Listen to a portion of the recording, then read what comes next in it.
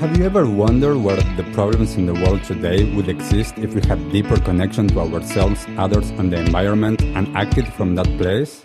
Welcome to the Conscious Action Podcast with your host, Brian Berneman, who believe that connection is the key to taking conscious action as individuals and creating a better world. We are here to raise awareness and inspire meaningful action by sharing stories, knowledge, and conversations with thought leaders and change makers. From sustainability to well-being and everything related to conscious living, our mission is to empower you to be the change that you want to see in the world. Welcome everyone to a new episode of the Conscious Action Podcast. I am Brian Berneman, your host, and I have the pleasure to be joined all the way from Manchester in the UK by Olivier Mankondo. Thank you so much, Olivier, for being here, for taking the time. I know that it's late in the UK, so thank you so much for being here. And for everyone that is watching or listening to us, would you be able to share a little bit about you and your journey? Yes, thank you, first of all, for having me on your show. I'm really appreciative of that. So like you said, my name is Olivier Mankondo. I'm a speaker, author, and weight loss and wellness coach. And in 2016, I radically changed my lifestyle.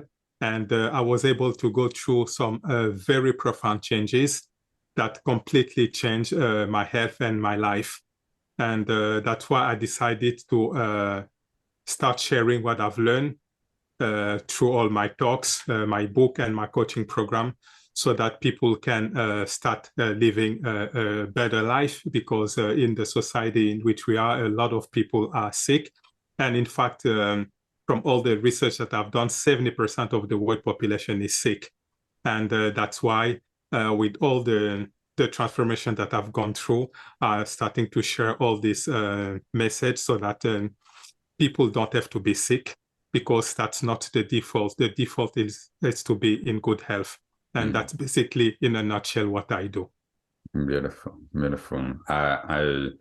I really appreciate your, your sharing and from what we talked in the past as well. And this is why I wanted to have this conversation with you and to be able to share it with everyone, because as most people, I also went through a lot of different transformations. I grew up in a specific I grew up in Argentina with the culture that is there within a family that was doing most of the things that are considered normal.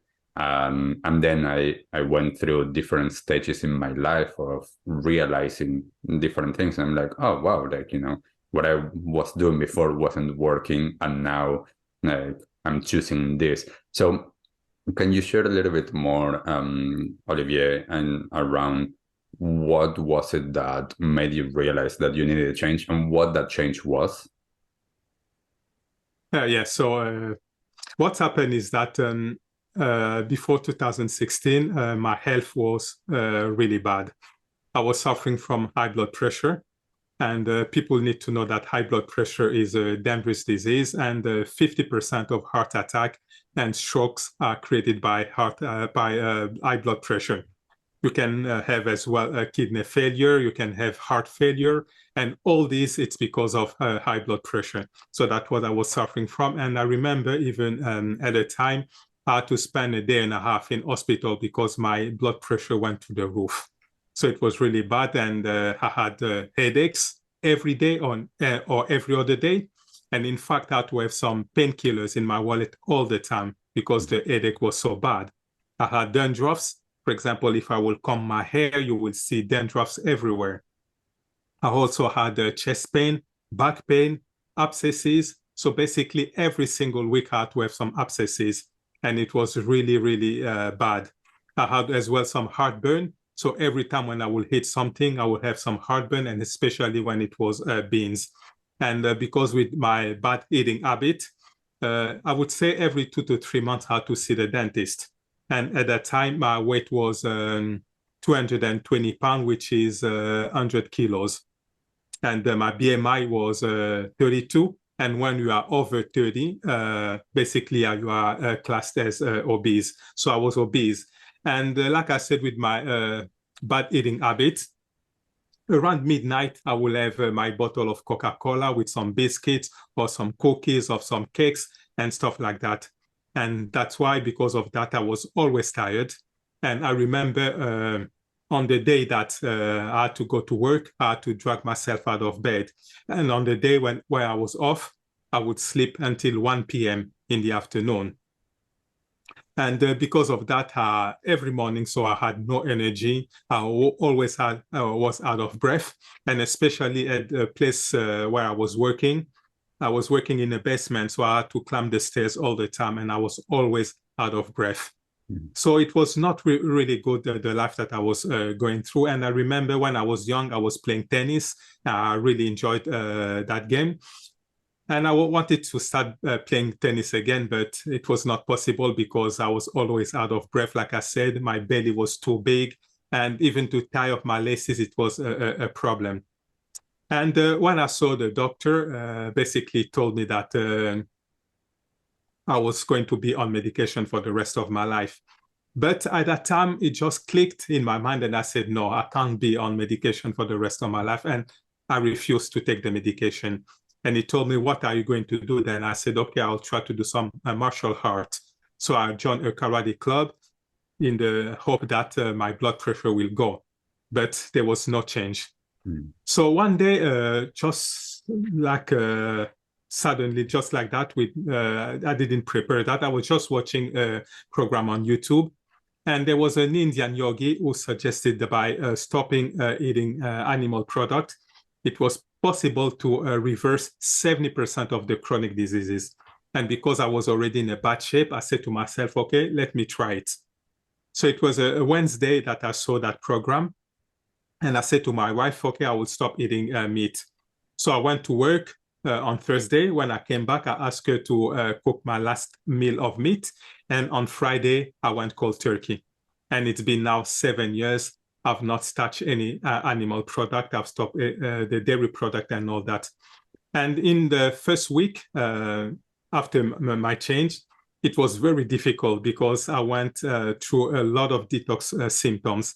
I had more headaches, which I didn't have for my entire life. It was really, really bad. I had more cold sore, more joint pain. So it was really, really bad. And my wife even told me to stop.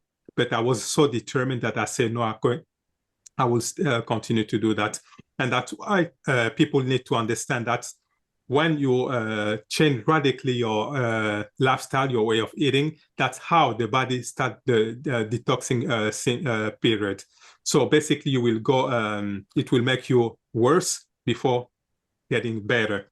Mm-hmm. And that's why most people, they stop.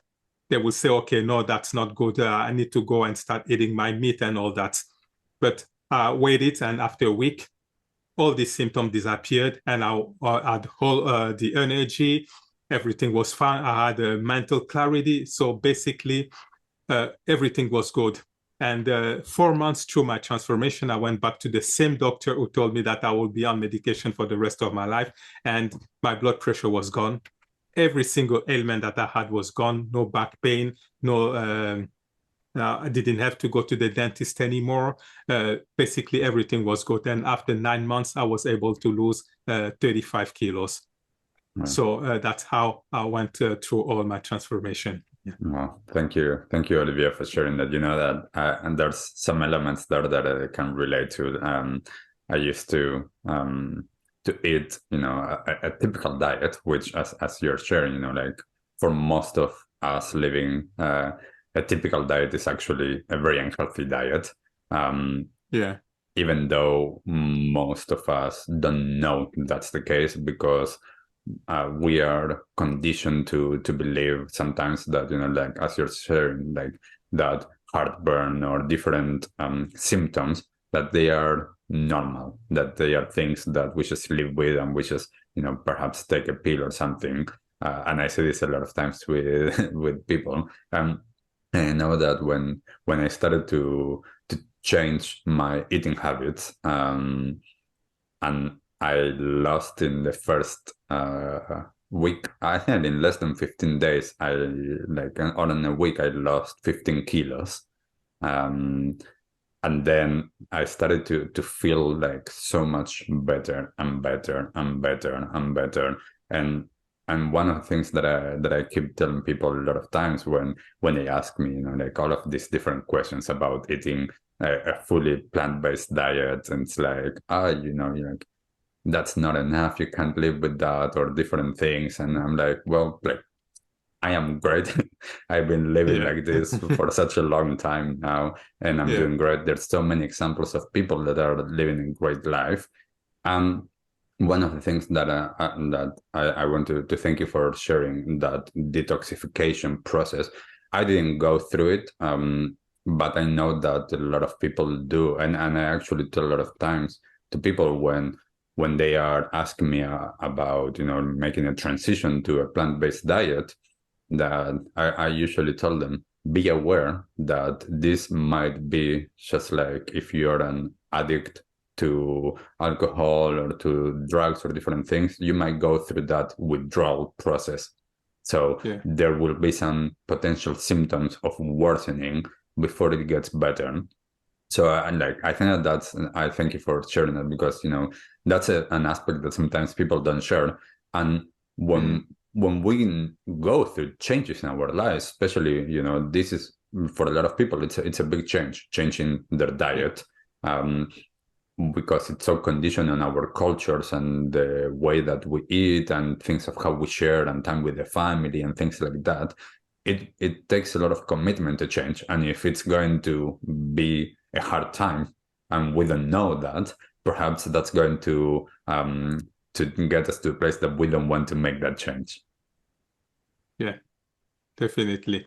Mm. It was a really powerful this transformation. And I forgot to mention as well is that since I've 2016 up to this day, because of my transformation, I've not been sick a single day, and I've not taken a single pill as well. So this is it's life changing, Mm. basically, this experience. Yeah. Yeah, well, like the same for me. I actually got asked some years ago. I started working at this place that they started contracting me, and they asked me, like, what would if I had a plan B for when I was sick, and I'm like, what do you mean when you're sick? Well, like when you take leave, and I'm like, Yeah. I haven't been sick in over 15 years. Like, I don't know Yeah. what, like what that is. So Yeah. like, it's, I think that the idea of being healthy and, like it's such a different paradigm as well to understand. So Yeah.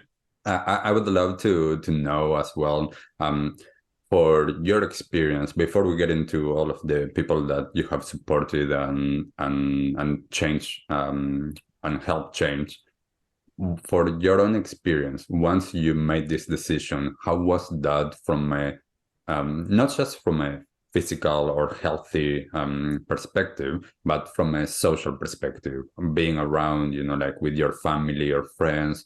What was that like? Because I know that a lot of times that can be a challenging thing. Yeah. Yeah. It was really challenging, but for me, for my wife, she was very understanding. And in fact, after 2 weeks of me changing, she was able to change as well. And for her, she was even able to lose 45 kilos, even more than me. And after months, we spoke to our kids, because I've got 4 kids, and we sat them down and we spoke to them.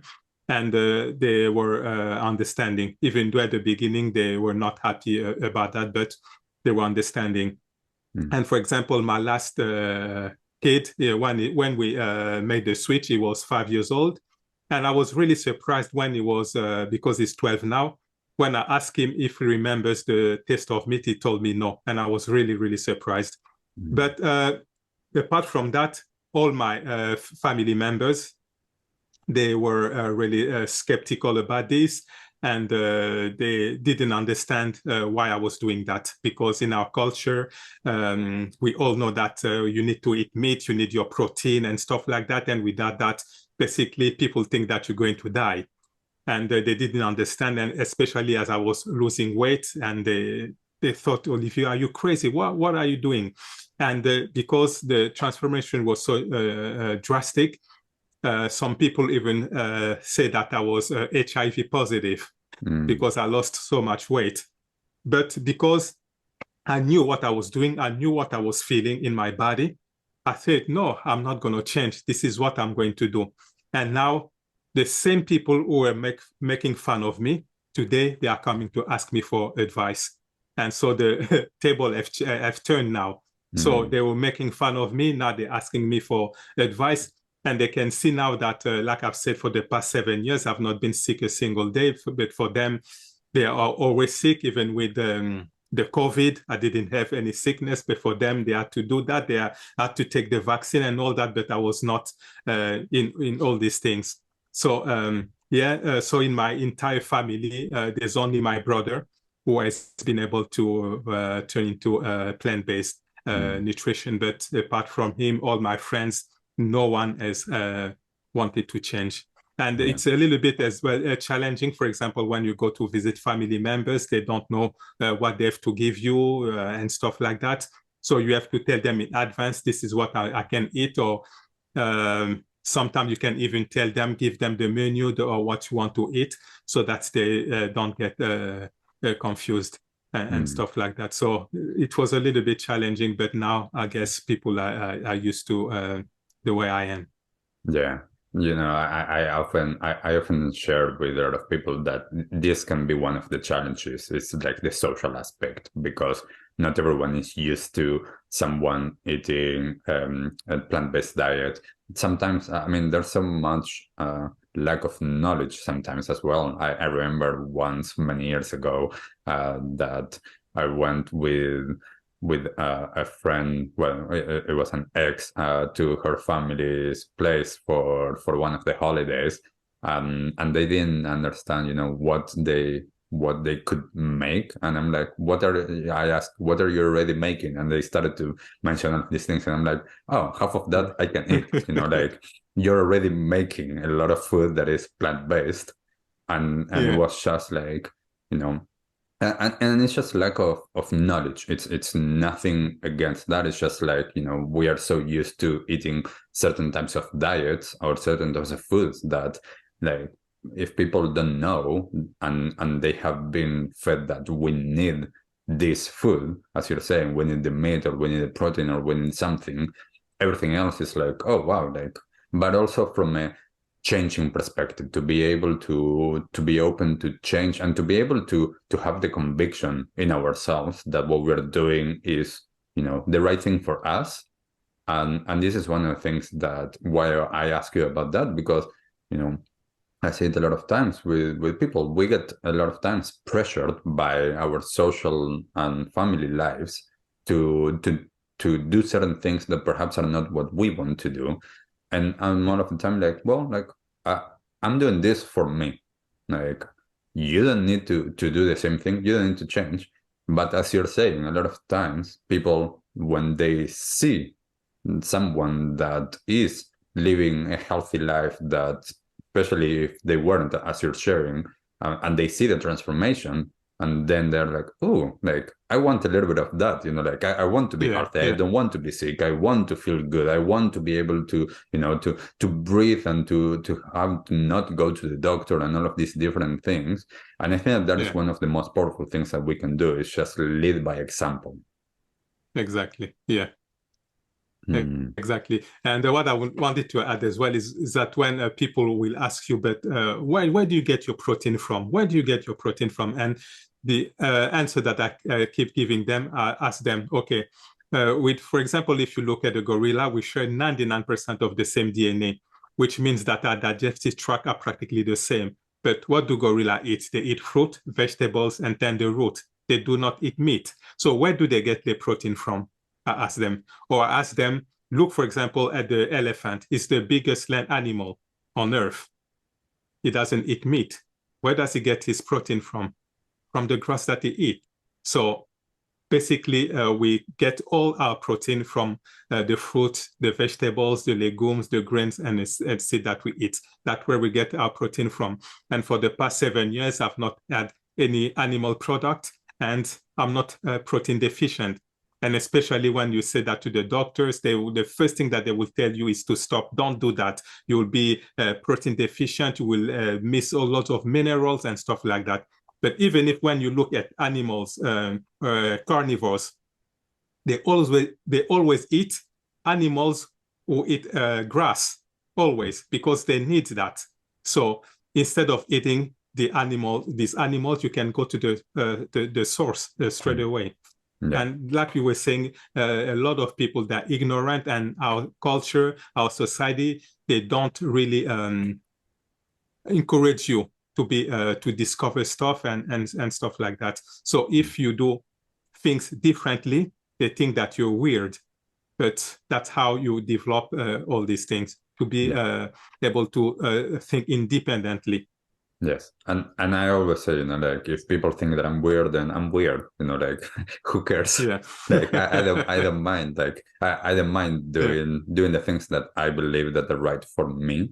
And I'm always open, like, to people sharing, whatever it is, and to learn, because I'm ignorant on a lot of things as well. Like, I don't know all of the answers. I know that I don't know most things in life. But there's certain things that I know from my own experiences, like, oh, well, I've been eating a plant-based diet for like all of these years, and I feel great. I feel actually better than I feel before. So, like, in my own experience, this works. And if someone doesn't want to do that, then that's for them. And I want to ask you, Olivier, and like, with I've been seeing this like years a little bit more movement towards like veganism, and I always try to separate plant-based diet with veganism, because for me, and I want to take your take on this, for me, veganism is a philosophy, a way of understanding life that is surrounded to the animals are not here for us to be eaten or to be used or like anything, because they are the same as us in terms of value of life. So we don't use them. Whereas a lot of people that eat a plant-based diet, perhaps they are not vegan. And a lot of people that are vegan, perhaps they don't eat a healthy diet, because they might eat a lot of the alternative food that is a lot of this, like I don't know, like the mock meats and all of these things that they taste great, but they are not super healthy. So can you share your take on that? Yeah, exactly. That's what I've noticed, that a lot of vegans are unhealthy. A lot of vegans are unhealthy because what they do, like you said, it's just to save the animals. But it's like they don't even care about their own health. They feed their dogs and stuff like that even better than themselves. And for example, the other day I went to the supermarket and I saw some vegans, and in all this trolley, it was full of processed food. And this is not something that is good, because when you look at processed food, they are full of additive, coloring, flavoring, preservative, which are chemical substances not recognized by the body, and they create havoc. And that's why people will say, oh, you see those vegans, you guys are saying that if you don't eat meat, you'll be in good health. But look at those vegans, they are unhealthy. Yes, because they keep eating processed food. And processed food are not good. And especially those alternative meats and stuff like that, it's very, very bad. So that's why what people need to understand is that what they need to eat whole food, what is recognized by the body, which is fruit, vegetables, legumes, grains, nuts, and seeds. That's what the body recognizes. And when you eat that way, it's become very difficult for you to become sick, because all this food, they leave very small residue of toxins, and which is different from the animal product and all this processed food.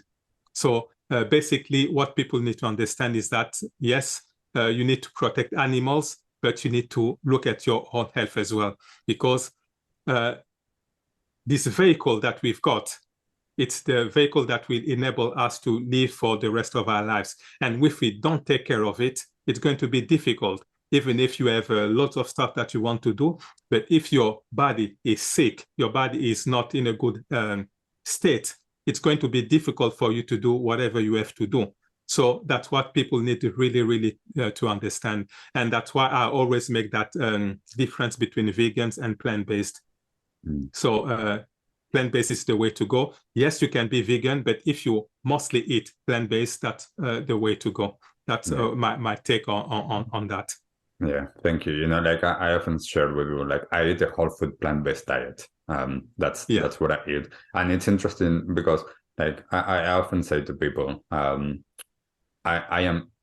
vegan, but I made this transformation or these changes for my health, for the environment, because I also understand the implications of animal agriculture in our environment. And, you know, and for me, thirdly, it was once I started to connect with, you know, like that piece of compassion towards the animals suffering and the unnecessary suffering really of that, because we don't need that in our food, then I came to that. But for me, like the most important thing, especially at the beginning, was my health. And I started to notice that. And as you're saying, you know, like I eat, you know, like every once in a while if I'm going somewhere, or if I'm with friends or like visiting someone, like I eat some, you know, mock meat or stuff like that. But it's not an everyday thing. It's not eating like fries every day. Like, you know, like I'm not eating that every single day. Like my daily food is like fruit smoothies with nuts and seeds and like different things that I can add to that, and then some salad, some like veggies, you know, like with some legumes. That's my food intake, and there's so much flavor as well, and so much like yumminess as well, and it's super nourishing. So I often say to people, like, I mean, there's so much that we can do with plant-based like food that can be so yummy. It doesn't need to be like, oh, this is boring. Yeah, exactly. And Olivier, I'm curious, you know, like I'm now in New Zealand, and I know from some different places, but I wanted to get your experience like there in the UK, in Manchester. What is it like, that space, when you're sharing with people? How is it received? Do you see a lot of changes in terms of people moving towards a plant-based diet? Yes, what I've noticed is that the plant-based diet is starting to become a little bit mainstream, because I remember, for example, at the beginning of when I started this journey in 2016, and now I can see that there are more, when you go to the supermarket, you can see more stuff for vegans. So yes, it's becoming a little bit more mainstream. But what I continue to see, and this is not only for Manchester, but for most of the Western world, is that when you look, for example, on the TV, or when you go to see a medical doctor, all of them, they keep saying that you need all your meat and all that. And because people, when they see the white coat, they know that that's what they need to follow. And because of that, most people, they just don't want to change. They are addicted to their food, and they don't want to change. And especially for me, I've noticed in the Black community, they are really adamant. They don't want to change that. It's very difficult for them. And that's what I've noticed. But in general, what I can say is that it's becoming more mainstream, but because of what is passed on the newspapers, on TV, medical, it's most people, they just don't want to change because they're afraid. They think that, oh, if I stop eating my meat, it's going to be difficult. Maybe I'm going to get sick and all that. But they just don't understand that what they eat, it's making them sick. Because in the culture, what we've been told is that when you age, it's normal for you to be sick, when it's not true. For example, for me, I started this journey when I was 46. Today, I'm 53. and my health is getting better and better. So when they think that when you get old, you need to be sick, it's not true. It's not. It's false. This is what they've been told us. But if you start eating the right food, it's become difficult for you to become sick. And people have the difficulty to make the connection between what they're eating and the disease that they've got. Because you can eat something which is bad, you will not know. Maybe it's going to take a few years before you start reaping the side effects. And that's what people don't understand. But what I've noticed is that when you start eating clean, as soon as you eat something which is bad, your body will let you know straight away that there's something, this is not what you have to do. It's like, for example, I remember one day I ate vegan sausage, and the next day I had diarrhea. Automatically, I knew that this is not what I need to eat. But in the past, when you start eating all the bad food, you are disconnected. Your body will not talk to you. And what is bizarre is that when people see all these, for example, for me, when I saw that I had the diarrhea, I didn't want to take a medication to stop that. I automatically understood that my body is getting rid of this, and next time I don't have to eat that. So basically, that's what I've noticed in the community, in Manchester and all that, yes, it's going mainstream, but most people don't want to change. They want to stay in the status quo. Yeah, well, this is, like I work in the space of change and transformation and supporting people to create changes that are sustainable for themselves, whether that is, with this as food or with any other aspect of life. And it's really challenging because most of us are used to what we're used to. This is why stepping out of the comfort zone is challenging, because we know, okay, this, like everybody's doing this. All of my family, they have been eating this way. All of my community, they have been doing this. And we are told this is what's normal. It's normal to live with inflammation in the body. It's normal to live with all of these different symptoms. It's normal to get sick. It's normal to age. And and not only to age, but like for the body to break down. Whereas that's not actually, as you're saying, it's not natural. Like that doesn't need to happen. But until we can take responsibility and ownership of ourselves, then that's a challenging thing. I remember now, as you're sharing that I think that it was 12 years ago, I went to visit my family in Argentina, and another family member from Europe went to visit as well, and he wanted to go to one of the Argentinian barbecue places to try, like the typical Argentinian food. And I went there, and I ordered a salad and something else, like from the barbecue, some veggies, and I was like curious to see how, because I used to love, when I was a kid, going to barbecues, and so I had like a little bit of a piece of meat, like something like super small, and it hit me like a brick. I didn't eat for a day and a half. I felt so bad, and I'm like, never again I'm touching that. Because of that, as you're saying, like my body already recognized, oh, that's like that's not good, because I had enough time to show it how to feel good. So that was a really interesting thing. And I'm curious, Olivier, like as well, as I said, like I work within like a wide spectrum of things to change. And a lot of times I share with people that this is about lifestyle changes. This is not just a diet thing. This, like for me, this is the diet is one of the things that supports a change of lifestyle, but as well is how we are relating to ourselves, how we see ourselves, how we are, are we getting stressed? Are we actually able to enjoy life? Are we having healthy relationships as well, and a healthy relationship with work and just with life in general?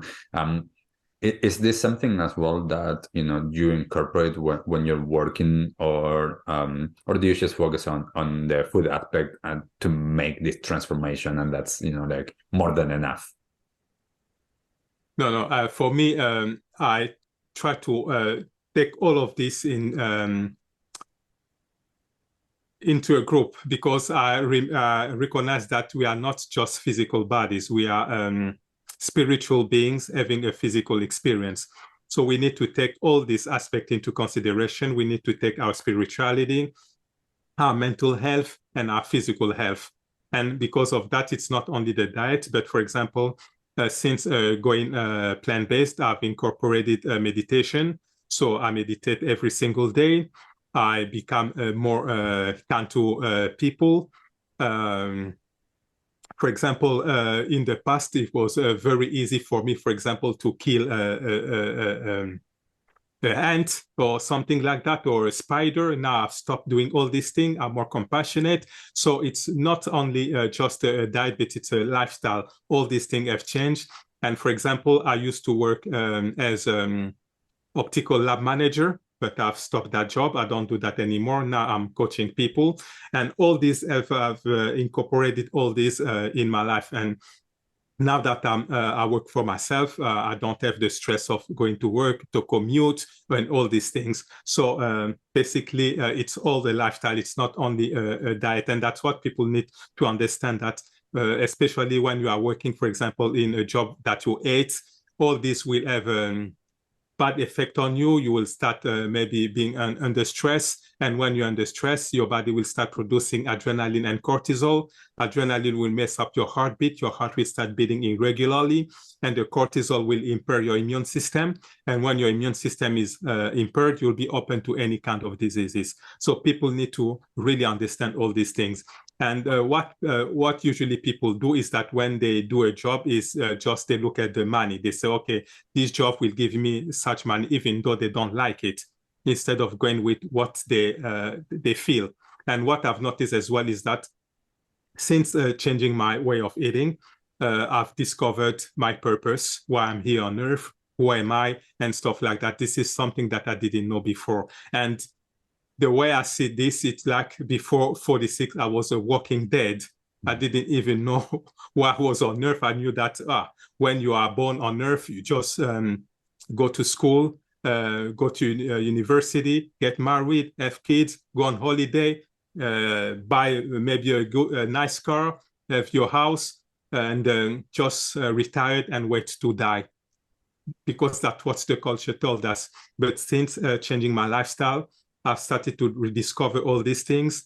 And for example, I've noticed that what they tell you on the news, mostly it's negative. They will tell you about murders, about calamities, it's always negative. And for example, since 2017, up to this day, I don't watch TV anymore. So I've got my TV. If I have to switch that on, it's maybe to watch some YouTube videos, but I don't watch the news. I don't buy newspapers.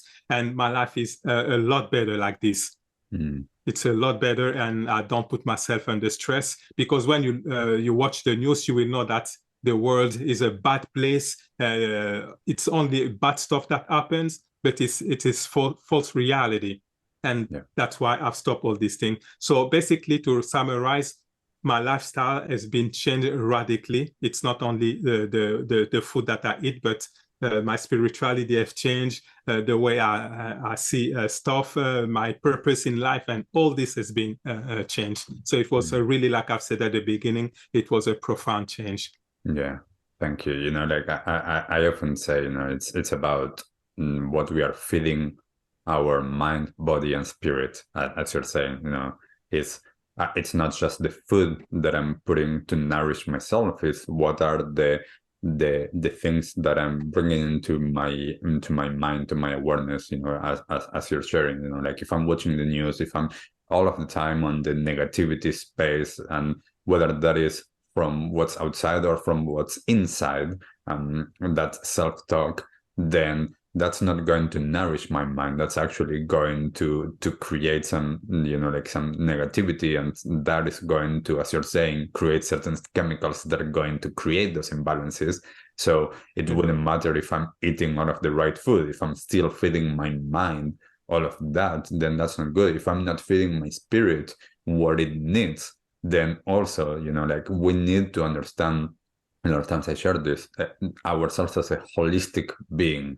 It's not just Yeah. one aspect, it's all of it. Mm. And yes, like it doesn't mean that we need to make changes drastically all of the time, as like at one time, as you're saying, Yeah. like you said on a Wednesday I'm doing this, and on Friday you started. And some people it might be a process, and this is one of the Exactly. things that a lot of times I try to convey. We're all different. We're all in our own path. Some people will make changes like this and will say, I will never do this again, or I will only do this, depending on how we want to phrase it. And some people Yeah. will be like, well, I'll slowly take steps to get to that place. And this is one of the things that I often share. It's like, you do you. Whatever needs to work for you, do that. Yeah. Don't compare yourself to others. No, and try and experience it for yourself. Is this actually the thing that is going to support me? Yes, no, because what supports me or what supports you, it might not be exactly the same thing as someone else. So Yeah. this is such a Hmm. personal experience as well, but learning from each other. Yeah. Olivier, I want to ask you, what are some of the main things that for someone that either that you start working with or that is just at the very beginning of their path in terms of making a transformation to a plant-based diet? What are some of the main things that you would share with them? Yeah. Basically, what I would share with them is first of all to start making small changes, because like you said, I went cold turkey, and for all of my clients or people who would like to know, I tell them not to do it, because if they have to do that, and like you said, it's not everyone who got detox symptoms. Like my wife, she didn't have that. But just in case, to avoid that, it's better to go slowly. So what I will tell them is to start making small changes. But the problem is that they need to be consistent. For example, one of the first changes that I will ask them is to, in the morning, instead of having the heavy breakfast with eggs, with bacon, with bread and all that, they can just switch and start replacing that with fruit, for example. They can start with fruit and continue to eat whatever they have to eat normally. And then maybe after 2 weeks or something, they can start reducing the meat intake. And what they will notice is that the less animal product they eat, the better they're going to feel. Because I'm not here to tell them, okay, you need to stop completely with meat just like me. You can reduce. What is important is for them to start reducing and to start making better life choices. And as soon as they start feeling better, maybe this will encourage them to even start eating less and less animal product, dairy product, and all these things. So that's what I will start telling them to do. And I will encourage them as well to start watching a lot of programs on plant-based, so they can understand that better. For example, they can read a book of Your Health Journey by Dr. Fred Bishi, which is a very good book. So they can start just doing these things. And what I would tell them as well is that they don't have to be perfect. They don't have to be perfect. They just have to be consistent. That's all they have to do, and do small changes one at a time. That's what I will tell them to do. Yeah, beautiful. Yes, I think that this is one of the things a lot of times to encourage people for themselves to make the changes that they want to do, is to Yeah. do it in a way that is sustainable for them, and to understand from a psychological standpoint as well on how to make changes, that we are all slightly different. Is we need to do it in the way that is going to support us, and for a lot of us is that sustainable, consistent, small steps. And that is what's Yeah. going to take us to where we are. And for others, it's like, okay, I'm just going to change like this from Yeah. now on, and it works. So we need to understand, how each of us Yeah. do it, and to be kind and compassionate to ourselves, and also to be kind Yeah. to others that perhaps they don't want to do what we believe that it's their, like the right thing to do. Because I Yeah. think that's part of all of it. It's like that compassionate aspect for ourselves and for others. And yes, I can share as we are doing now. We are sharing with people our, you know, our journeys, our understanding, Yeah. what we believe, and then people can take it or leave it, whatever, you know, like it's resonating with them. So I think that that's a big thing. I wanted to ask you, Olivier, just one thing that I often talk about with a lot of people, and with, you know, with my family. This has been for the, especially for the last 4 5 years, I think a big thing is to, you know, organic food.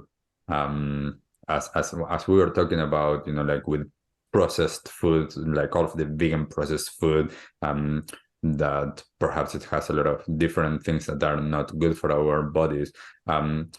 I'm not sure in the UK how easy it is to get access to organic food. I'm, you know, here in New Zealand. I'm glad that I'm in a position of privilege that I'm able to get all of my food to be organic. What's your take on that? Yeah. So what I can say is that organic is always the best choice. It's always the best choice, because when you look at the commercial fruit, vegetables, and all that, they put pesticide, herbicide, and all that, which is not good. So the best choice is always to go for organic. But for people who are not, because it costs more, there are certain people who cannot afford that. And usually they will say, okay, I cannot afford that. Let me continue to eat whatever I have to eat. And I always tell them, no, this is not the way. If you cannot afford organic, you can still eat the commercial. I'm sure our bodies are very resilient. And even if you are eating commercial food, which are not organic, I think your body will still have the possibility to be able to get rid of this toxin and all that. Yes, when you eat organic, it's going to be easier. You're not going to pollute your body, but it's always better for me to eat stuff which are not organic than eat processed food and animal products. So if you have to make a choice, it's always you have to eat this food even if they are not organic, but always choose organic. If you cannot have organic, then you choose the other produce. That's what I always tell to people. So not being able to afford organic doesn't have to deter you. It doesn't have to be, oh, I cannot afford organic, so I'm just going to go and continue to eat whatever I have to eat. No. If you cannot afford organic, you can still have the commercial produce.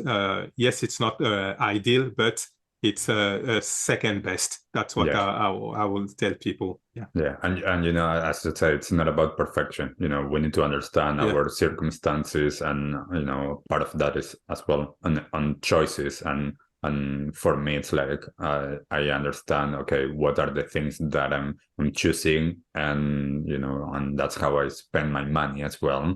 And I know that I'm in a position of privilege because there's easily accessible organic food where I live. And that I'm in a position that I'm able to afford it. Whereas some years ago, I wasn't.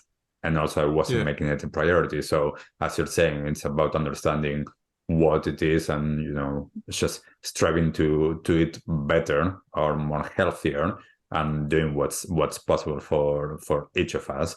And one of the things that I find really, really interesting with this as well is there's this thing that I learned many years ago that it's called the Dirty Dozen and the Clean 15. That for people that are listening or watching us, if you haven't heard of them, Google that. That's a list of food that are either more resilient to pesticides, so they don't absorb them as much, and a list of the ones that are called the Dirty Dozen, that they do absorb a lot of it. So if anything, if we could potentially change to organic or spray-free, focusing on those that are more absorbent of those chemicals. Lastly, Olivier, as we're getting towards the end of our conversation here, what is this might be a big question, but what is the one thing that you wish everyone in the world knew? Yeah, for that, I would say that what I would like people to know is that when people have got symptoms in the medical system, they will give you pills to stop that. What people need to understand is that when they're doing that, they are doing a bad disservice to themselves, because that's how the body is trying to detoxify itself. For example, you add a lot of bad food and stuff like that, and your body gives you diarrhea. That's the way your body is getting rid of all these toxins. And the first thing that people will do is to buy a medication to stop that. This is not good. Or for example, you've got a cough or a cold. All this, your body is trying to get rid of stuff. But taking the medication, you are preventing your body from doing that. And when you are taking medication after medication, your body will get lazy and it will not do that anymore. And all the toxins that your body will try to get rid of will be buried into your system, and that this will be transformed into chronic diseases. So basically, what I would like people to know is that when they've got stuff like the flu, they've got diarrhea or stuff like that, don't take the medication. Just let your body do its thing. It's going to get rid of the toxin that it will try to get rid of, and after a few days, you'll feel better. That's why, for example, like I said, for the past 8 years, I've not taken a single pill. And even though I don't get sick, but even if I had to get sick, which I don't think so, I will not take any medication. Yeah. Because I understand that that's how the body gets rid of toxins, and you don't have to do that. So basically, that's what I want people to understand, that taking medication to stop the symptoms is not the way. They are doing themselves a very, very bad disservice. And when you look at medication, all of them, with that exception, are full of side effects, all of them. And for me, personally, people don't have to believe that. But for me, I think that medication, it's a poison. It's a poison. And that's why, for example, some people, when they want to commit suicide, they take a lot of medication. They don't say, okay, I will take 10 apples or 20 apples to kill me. No, they will take medication because it's a poison. And I just don't understand how a poison can make you better. So basically, that's what I wanted people to the world to know. Taking medication, it's not the way. You need to address the root cause and not the symptoms. Yeah. I was just going to say that the symptoms are there to show us that there's something deeper going on, and our society has been built on dealing with symptoms instead of dealing with the root causes.